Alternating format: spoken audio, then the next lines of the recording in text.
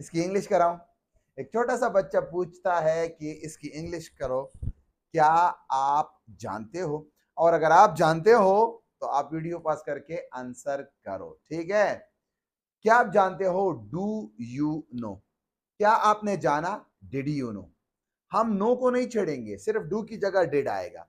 So do you no, क्या आप जानते हो? डिड यू नो, क्या आपने जाना? क्या आप जानोगे? Will you no?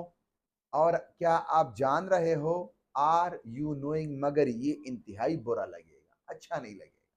Grammatically tense wise form 100% ठीक है, मगर असल में ये जो स्टैटिक वर्ब है ना, नो, क्योंकि नो एक्शन तो है मगर इसमें कोई एक्शन नहीं है, नो फीलिंग्स है टाइप। तो ऐसे अल्फाज को हम प्रेजेंट इंडेफिनिट और पास्ट इंडेफिनिट में करते हैं, बकाया में इतने नहीं करते। हैव यू नोन बी, ये नहीं कि गलत है, मगर इससे बेहतर है do you no, did you know? क्या आपने जाना कल परसों तरसों पहले? मगर अगर आज की बात है, अभी की बात है, so do you know. Like do you love Pakistan?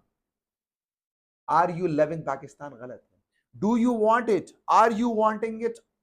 फिर सही है, मगर ग्रामेटिकली टेंस वाइज ठीक है, मगर सेमेंटिकली हम नहीं बोलते।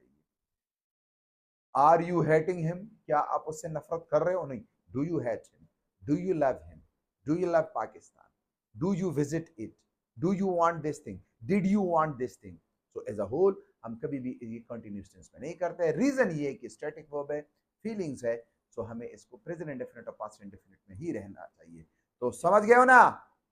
क्या आप जानते हो? Do you no? बोलो बोलो।